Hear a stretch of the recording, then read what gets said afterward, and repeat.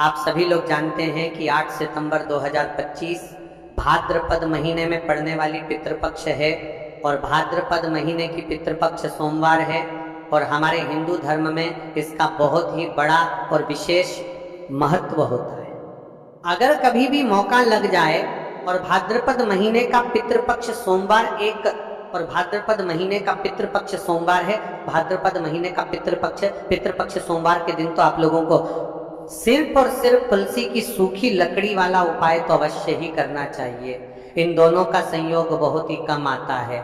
इसी के साथ में गुरुजी ने अपनी शिव पुराण कथा में बताया है कि इस दिन आपको तुलसी की सूखी लकड़ी वाला उपाय तो आपको अवश्य ही करना चाहिए। मैंने आपको लकड़ी वाला उपाय तो अवश्य ही करना चाहिए, क्योंकि ऐसा दिन पूरे साल में सिर्फ एक ही बार आता है। और दोस्तों, आप सभी लोग जानते हो कि पितृपक्ष सोमवार का अगर सबसे बड़ा कोई उपाय है तो वह तुलसी की सूखी लकड़ी वाला उपाय है। तो दोस्तों, पितृपक्ष सोमवार के दिन आप लोगों को इस तुलसी की सूखी लकड़ी वाला उपाय को जरूर करना है। बहुत सारे लोग होंगे जिन लोगों ने इस उपाय को ना किया हो, मतलब पूरा साल निकल गया, उन्होंने किसी भी दिन इस तुलसी की सूखी लकड़ी वाला उपाय को ना किया हो। पर दोस्तों, आपके पास एक आखिरी मौका बचा हुआ है जो कि पितृपक्ष सोमवार के दिन है। इस दिन आप लोगों को इस वाले उपाय को जरूर कर लेना है। भले ही आपने पूरे महीने भर इस उपाय को ना किया हो, पर अगर आपने इस भाद्रपद महीने के पितृपक्ष सोमवार के दिन अगर इस वाले उपाय को कर लिया तो आपको इस उपाय को करने का वह फल मिलेगा जिसकी आपने कभी कल्पना भी नहीं करी होगी। इसीलिए आप लोग इस वाले उपाय को एक बार जरूर कर लेना है, ताकि आप लोगों के हाथ से ये मौका ना जा सके और आपको इस उपाय को करने का फल मिलेगा। दोस्तों, ये उपाय पंडित जी ने अपनी अभी की ही श्री शिव महापुराण की कथा में बताया है जी। इस उपाय को आज हम आपको बहुत अच्छे से समझाने वाले हैं। इस वीडियो को देखने के बाद उपाय को समझने के लिए आपको कोई और वीडियो को देखने की जरूरत नहीं पड़ेगी। तो चलिए दोस्तों, उपाय को शुरू करते हैं। देखिए, ये इस भाद्रपद महीने पितृपक्ष सोमवार के दिन ये इतना खास होता है, इतना महत्वपूर्ण होता है, देखा गया है। कभी कभी बड़े बड़े पूजा पाठ अनुष्ठान से जो मनोकामना पूर्ण नहीं होते, वहाँ भाद्रपद महीने की पितृपक्ष सोमवार के दिन एक छोटे से उपाय करने से ही आपकी मनोकामना पूर्ण हो जाती है। और बहुत सारे लोगों ने इस उपाय को किया भी है और उनको इस उपाय को करने का फल भी जरूर मिला है। अगर आप लोग भी इस उपाय को करना चाहते हैं तो आप इस उपाय को पहले अच्छे से समझ लेना, सुन लेना, उसके बाद करना। आपको इस उपाय का फल जरूर मिलेगा। और इस उपाय को कर लेने से आपके घर में चाहे किसी भी प्रकार की दुख और समस्या क्यों ना चल रही हो, आपको उसका कारण भी नहीं पता है कि भाई ये समस्या किस कारण से चल रही है, उसका कुछ भी कारण हो सकता है। जैसे पितृदोष हो सकता है या किसी भी तरह का मंगल दोष भी हो सकता है। तो इस दिन आप लोगों को ये वाला उपाय कर लेना है। ये एक ऐसा उपाय है जिस उपाय को अगर किसी विशेष दिन पर किया जाए तो भाई उस विशेष दिन का जो है वो तो हमें मिलता ही मिलता है। पर हमने उस दिन पर इस उपाय को किया है तो हमें उससे भी बड़ा फल मिलता है, और फल बहुत जल्दी मिलता है, क्योंकि आप इस उपाय को बहुत ही बड़े और विशेष दिन पर कर रहे हो। तो चलिए अब उपाय के बारे में बात करते हैं, लेकिन उससे पहले आप लोगों को ये जानना आवश्यक है कि आखिर ये उपाय किस समय करना है, किसको करना है और कैसे करना है। तो चलिए हम आगे आपको वीडियो में एक एक करके बता देते हैं। लेकिन उससे पहले अगर आप लोग हमारे चैनल पर पहली बार आए हैं या फिर मेरी आवाज़ आज पहली बार सुन रहे हैं तो हमारे चैनल को सब्सक्राइब जरूर कर लेना और इस वीडियो को लाइक करके कमेंट बॉक्स में श्री शिवाय नमस्तुभय ओम नमः शिवाय जरूर टाइप कर देना। तो दोस्तों, इस तुलसी की सूखी लकड़ी वाला उपाय को हमें पितृपक्ष सोमवार के दिन कैसे करना है, किसको करना है, किस समय करना है और कहाँ पर करना है, ये सारे सवालों के जवाब आपको इस वीडियो में मिल जाएंगे। और जो ये वीडियो देखेगा भाई, उसको तुलसी की सूखी लकड़ी वाला उपाय जरूर करना चाहिए, क्योंकि इस दिन काला तिल का भी बहुत ही बड़ा और विशेष महत्व होता है। और जब बात आ जाए तुलसी की सूखी लकड़ी वाला उपाय की, तो ये सोने पर सुहागा वाली बात हो जाती है और ये एक बहुत ही बड़ा उपाय होता है।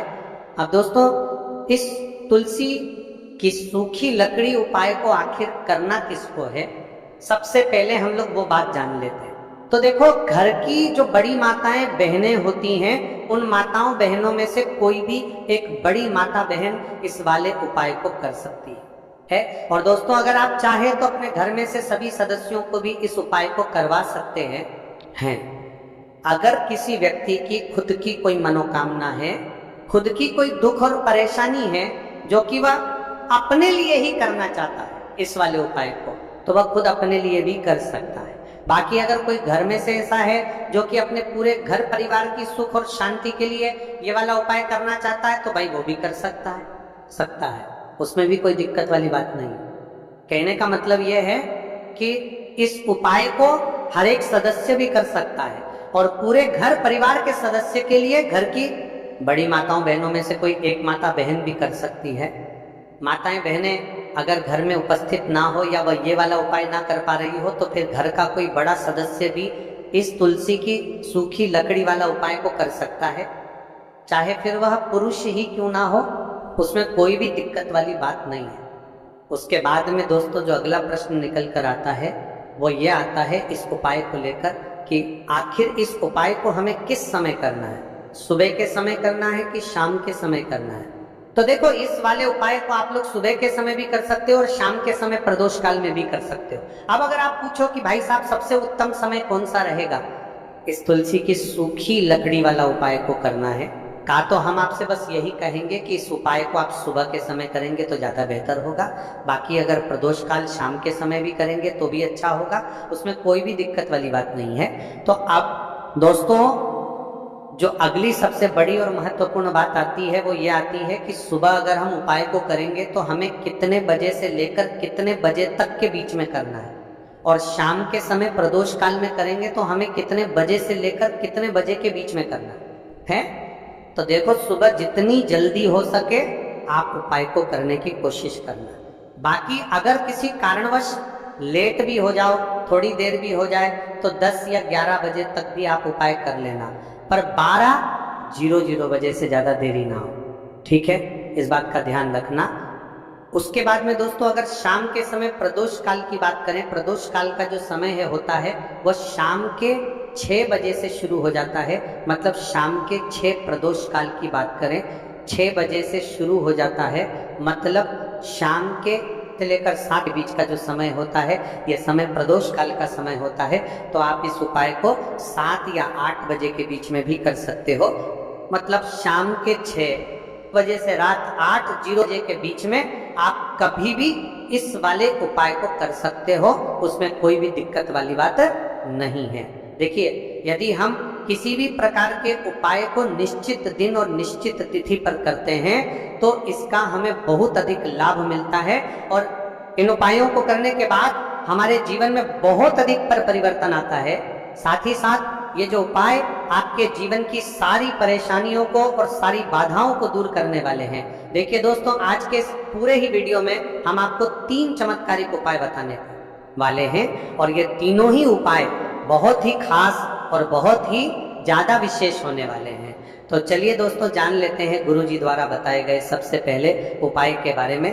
भाद्रपद महाधन प्राप्ति उपाय, तुलसी की सूखी लकड़ी घर में रख देना, बहुत जल्दी करोड़पति बनोगे, इतना पैसा पत्र से बंदोरपति बनोगे, बरसेगा। राधे राधे दोस्तों, आपको किसी भी दिन तुलसी की सूखी लकड़ी का उपाय घर पर करना है, और ऐसा समझ लीजिए कि तुलसी की सूखी लकड़ी का यह उपाय आपको बहुत जल्दी करोड़पति बनाएगा, क्योंकि जो मेरी का भाद्रपद का महीना है यह श्री हरि विष्णु को सबसे प्रिय महीना है। तो देखिए स्कंद पुराण में आता है कि भगवान विष्णु को सबसे प्रिय अगर कोई महीना है तो वह भाद्रपद का ही महीना है, और भाद्रपद के महीने में तुलसी के उपाय रातों रात आपके भाग्य को चमकाते हैं। ऐसे में आज की वीडियो में हम आपको तुलसी के ऐसे उपाय बताने जा रहे हैं जो रातों रात आपका भाग्य चमकाएंगे और बहुत जल्दी आपको महाधनी बनाएंगे। तो देखिए श्री हरि विष्णु प्रसन्न होते हैं जब भी आप माँ तुलसी से जुड़ा हुआ कोई भी उपाय करते हैं। माँ लक्ष्मी प्रसन्न होती हैं जब आप श्री हरि विष्णु को प्रसन्न करते हैं। अब आज की वीडियो में जो उपाय हम आपको बताने जा रहे हैं, इस उपाय को करने से श्री हरि विष्णु तुरंत प्रसन्न होते हैं और सीधे सीधे आप माँ लक्ष्मी को प्रसन्न कर लेते हैं। आपके जीवन में आप खुद अपने सौभाग्य को प्राप्त कर लेते हैं इस छोटे से उपाय को करके। तो देखिए, सबसे पहले बात कर लेते हैं कि जो मान तुलसी हैं, इनके बिना श्री हरि विष्णु का पूजन और श्री हरि विष्णु का भोग दोनों ही अधूरे हैं। जब भी हम श्री हरि विष्णु को भोग कराते हैं, उनको भोग लगाते हैं, उसमें हम तुलसी दल जरूर डालते हैं। एक पत्ता डालेंगे लेकिन तुलसी दल जरूर डालते हैं, क्योंकि बिना तुलसी दल के श्री हरि विष्णु कोई भी भोग स्वीकार नहीं करते हैं। और भाद्रपद के महीने में तुलसी का पूजन करने से व्यक्ति को सौभाग्य की प्राप्ति होती है, उसके घर में कभी निर्धनता नहीं आती है। आप देखिए, सबसे पहले तो आपको भाद्रपद के महीने में एक हरा भरा तुलसी का पौधा अपने घर में जरूर लगाना चाहिए। अगर पहले से आपके घर में तुलसी का हरा भरा पौधा है तो बहुत उत्तम है, अगर नहीं है तो भाद्रपद के महीने में एक तुलसी जी का पौधा आप जरूर लेकर आ, क्योंकि ये सबसे श्रेष्ठ महीना है तुलसी के पौधे को अपने घर में लाकर लगाने के लिए। दूसरी चीज कि देखिए, भाद्रपद के महीने में या उससे पहले आपके घर में तुलसी जी का पौधा सूख गया है, और अगर तुलसी का पौधा आपके घर में सूखा हुआ है तो उससे कौन सा उपाय है जो आप करके रातों रात अपने भाग्य को चमका सकते हैं। तो देखिए, अगर आपके घर में माटी में तुलसी जी का सूखा हुआ पौधा है, इसमें आपको हरे भरे पौधे से उपाय नहीं करना। आपके घर में तुलसी जी का अगर सूखा हुआ पौधा है, उसी से आप उपाय करेंगे, इस चीज का ध्यान रखेंगे। तो देखिए, अगर तुलसी जी का पौधा सूख गया है तो आपको क्या करना है, उसकी छोटी छोटी टहनियां लेनी है, गिन करके 7 टहनियां, ठीक है ना। कितनी टहनियां लेंगे? 7 टहनियां लेंगे। थोड़ा सा मौली धागा आपको लेना है और 7 तुलसी की सूखी लकड़ी को एक के अब नंदर एक यानी गट्ठा टाइप का बनाना है और उसको बांध देना है, ठीक है ना। सारी तुलसी की लकड़ियों को इकट्ठा करना है और मौली धागे से बांध देना है। बांध देंगे कलावा लपेट कर। अब आपको क्या करना है? रोली का तिलक इस तुलसी की सूखी लकड़ी पर आपको करना है, रोली का तिलक करेंगे। अगर चंदन है तो थोड़ा सा चंदन लगा दीजिए। अब ये तुलसी की जो सूखी लकड़ी है, ये आपको थोड़ी देर अपने घर के मंदिर में रखनी है, श्री हरि विष्णु के सामने, और एक देसी घी का दीपक आपको श्री हरि विष्णु के सामने लगाना है। दीपक गोलबाती का लगाएंगे और उसमें एक चुटकी पिसी हुई हल्दी डाल देंगे, ठीक है ना। श्री हरि विष्णु को हल्दी बहुत प्रिय है। दीपक लगा देंगे। थोड़ी देर बाद जो तुलसी की लकड़ियां हैं उनको ऐसे ही रखा रहने देंगे, तिलक कर देंगे। अब थोड़ी देर बाद आपको क्या करना है, तुलसी की वो जो सूखी लकड़ियां आपने बांधी थी कलावे से, मोली धागे से, अब आपको उन्हें उठाना है। एक छोटे से लाल कपड़े में आप इसको रख लीजिए, ठीक है ना। लाल कपड़े में रख लीजिए, पीला कपड़ा हो तो पीले कपड़े में रख लीजिए। रखने के बाद आपको क्या करना है, इसकी पोटली टाइप की बना देनी है। धागे से लपेटकर, मौली धागे से ही पोटली बना लीजिए, आराम से बंध जाती है। अब इस पोटली को आपको कहाँ रखना है, इसे आपको अपने घर के मुख्य द्वार पर टांगना है, ठीक है ना। अंदर की तरफ, बाहर की तरफ नहीं, अंदर की तरफ, मुख्य द्वार पर अंदर की तरफ टांग दीजिए। और माँ लक्ष्मी का ध्यान करिए, श्री हरि विष्णु का ध्यान करिए, उनसे प्रार्थना करिए कि हे धन की देवी माँ लक्ष्मी, आप मेरे घर में पधारिए और अपनी कृपा मुझ पर बरसाइए। इस तरह से आपको प्रार्थना करनी है और मंत्र बोलना है, ओम नमो भगवते वासुदेवाय नमः। 11 बार ये मंत्र बोलना है। एक दीपक आपको जिस दिन भी उपाय कर रहे हैं अपने घर के मुख्य द्वार पर प्रज्वलित करना है। चौमुखी दीपक यानी 4 बाती का दीपक लगाएंगे और थोड़ी सी हल्दी उस दीपक में भी डाल देंगे। मुख्य द्वार पर दीपक बाहर की तरफ लगाना है, सीधे हाथ पर, ठीक है ना। ये उपाय वैशाख में आप करिए और देखिए कि कैसे आप महाकरोड़पति बनते हैं, कैसे आपके पास पैसा आता है और कैसे आपके पास पैसा रुकता है। तो ये वही उपाय है जो रातों रात आपके भाग्य को चमकाएगा और आपको महाधनी बनाएगा। छोटा सा उपाय आपको महाकरोड़पति बनाया गया है, देगा।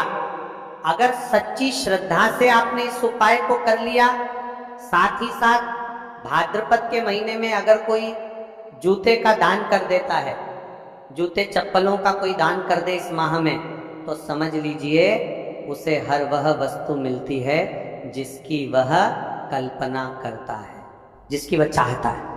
आपने अगर कुछ ऐसा सोचा है कि हाँ मुझे ये वस्तु या मुझे ये चीज मिल जाए, मेरी ये इच्छा पूरी हो जाए, आपकी कोई भी इच्छा अधूरी है, पूरी नहीं हो रही, तो भाद्रपद माह में आप चाहे एक व्यक्ति को दान करें, जूते या चप्पल का दान जरूर करेंगे, इसकी पूरी हो करेंगे। भाद्रपद माह में आपकी कोई भी इच्छा पूरी हो जाए, करिए।